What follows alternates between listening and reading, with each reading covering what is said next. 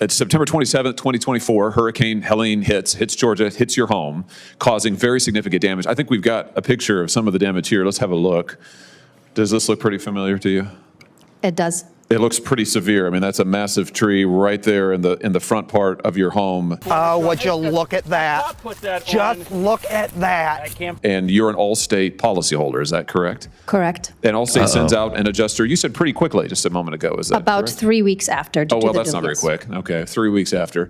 All right, and that you were told at the time in this first inspection verbally that the adjuster agreed with you this was very severe damage. Is that fair to say? Correct. I think we maybe have a second picture. Let's look at another view of this just to give a real impression. Here's a breezeway that looks to be nearly completely destroyed. You can see some of that roof damage, quite extensive, that you were talking about in your testimony. All of this looks familiar to you, I'm sure. Yes. Now, after this first adjuster agrees with you that, yes, there's very significant damage, what did Allstate, when they finally came back with an actual assessment, a real number, what was that number again? $46,000. $46,000. So you went to considerable expense on your own. You hired your own independent adjuster to come back out and do all of this over again. And that person, looking at all of this evidence, that person found that the damage was in the neighborhood of what? $497,000. $497,000. Allstate. That seems $500,000. That the first one seems low. I was thinking like 150. Allstate offered you 40, basically. Correct. And you're still waiting for this process to be resolved all this time later. Is that right? That's right. Here's the truth. If you don't want people watching brain rot, you got to like this video. The way YouTube works is the more likes a video has, the more that video is shown to other people. That'll ensure that real information that is useful and practical gets out to others. Let me just ask you now, Mr. Schroeder, because you were that first adjuster who worked for Allstate who came out to look at this home. You were a field adjuster deployed for Allstate through Pilot Catastrophe. Is that correct? Yeah, that's correct. And you were the first one to inspect Ms. Miguel's home after the hurricane. Is that right? Yeah. And you went in person, I think. Is that correct? Yes. And you spent several hours, Ms. Miguel said in her testimony a moment ago, you spent several hours doing a very thorough inspection. Is that your memory also? Yeah, that's correct. And how serious would you say the damage was in your own, just your personal recollection? Extremely, probably the most serious that I saw on this deployment. Wow, the most serious that you saw on the deployment, which makes sense given these photos. So you start, if I understand correctly, you start to prepare an estimate for a full replacement of this breezeway right here. Does that sound right? Yeah, that's correct. But then you were instructed, you were told by the higher ups, no, we're not going to do a full replacement of the breezeway. So only do an assessment for a partial replacement of the breezeway. Is that correct? Yes, that's okay. correct. So then you start working on that, and you're working to get as big of a damage claim as you can for Ms. Miguel in line with the facts after you've already been told, no, we're not going to do the full thing. And then before you can even complete your work, you're taken off the case. Is that right? Yes. Why do you think that happened? I was told it was due to time I was taking too long, but I don't believe that is the case. I think that Allstate saw from this and my recently prior estimates of being very thorough and complete and going back and forth with reviewers on coverage that it was going to be a higher estimate and it would be more cost effective to reassign it to an adjuster that would listen better. Yeah, an adjuster who would lowball the policyholder, really. I mean, that's what we're talking about. You're removed from the case. It took 3 weeks to send you out to begin with, and then all of a sudden, boom, you're removed once it looks like you're actually going to do some justice for Ms. Miguel. Let me just ask you more broadly, Mr. Schroeder, have you ever been told to change estimates to reduce payouts? Oh, of course. Yeah, frequently. And when you've pushed back on this, if you've ever said no, what happens then? If I say no, then the claims typically get reassigned due to, they say, either lack of compliance or other reasons, like I'm taking too long. In your experience, was this kind of thing a one-off thing, or was this a pattern?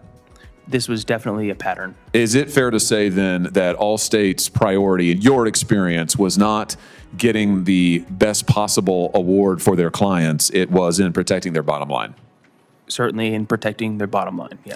Not a crazy leap of faith to believe that an insurance company is going to protect the bottom line and pay out as little as possible. Mr. Milliken, let me just come to you because you You were then yet another adjuster in this same case sent out to look at Ms. Miguel's property. You worked as a field adjuster for Allstate through pilot catastrophe for about 8 years. Do I have that right?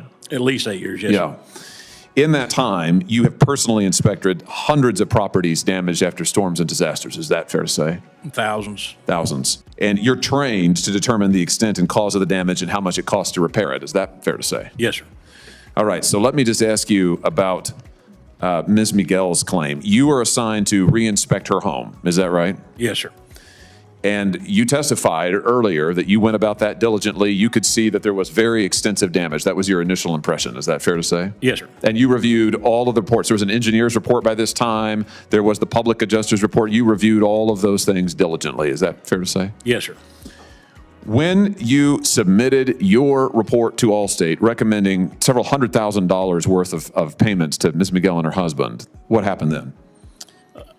My estimate was rejected, and I was advised to alter it to a lower figure. So you were told to alter the estimate and to alter your findings as well?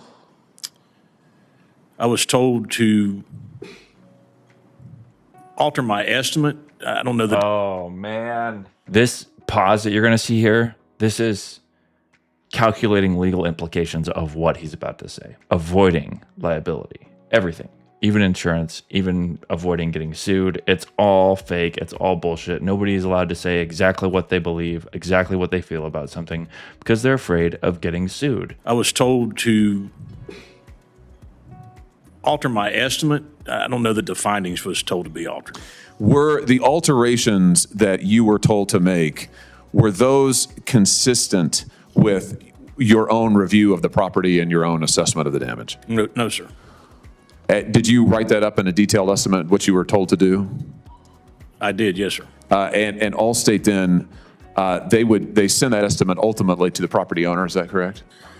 I'm obligated to send the estimate to the policyholder. And is there any record anywhere the policyholder would ever know that your initial findings, your recommendations were rejected and somebody told you to come in and alter them? No, sir. I want to play this part again because I think it's the most important part of this whole video. I do think that the payouts do need to be appropriate. I don't want insurance companies overpaying, because all that's going to do is it's going to increase everyone's premiums. There is an opportunity for people to take advantage, and there is such a thing as insurance fraud. The question is asked, was the policy owner, the homeowner, told that the insurance company had asked the adjuster to redo their estimate? That information should be available to the holder. And is there any record anywhere the policyholder would ever know that your initial findings, your recommendations were rejected and somebody told you to come in and alter them? No, sir. Let me just ask you more broadly. Have you ever been told in other cases with Allstate to alter or delete your findings? Absolutely. In fact, you testified just a second ago, I think, that you were frequently asked to alter factual findings, delete material, and sometimes include items that were false. Did I hear you correctly when you said that? Yes, sir. In the overwhelming majority of cases where you were asked to do something like this, did that cause the estimate to the policyholder to go up or to go down? Go down. Every time. What is your assessment of what Allstate's ultimate goal here is? Is it to pay out the policy according to the terms of the policy to the best extent they can, or is it to protect their bottom line and to use you and your report as necessary to meet that end, to make sure they make as much money as possible? 100% to use me to enable them to make as much money as possible. And you would say that this is a pattern. This isn't just something that happened one time like in Ms. Miguel's case. You've been doing this for a long time, and you've observed this to be a pattern with Allstate and in the industry. I have, yes, sir. Thanks for watching. Don't forget to like the video. If you didn't see yesterday's upload, you're really missing out. It's Democrats on the street reacting to illegal border crossings being at an all-time low. You can check that out right here. Here's a sample of the video. The initial arrest in 2019, he was arrested loitering with MS-13 gang members. He was wearing clothing that they wear. And there was all, well, I'm not making this up. This is all in court. Yeah. It's not true, though? No. What are your thoughts about that document, sir? I'll do more research. Yeah. I don't know where you got that. I'm done being on camera. Oh, okay.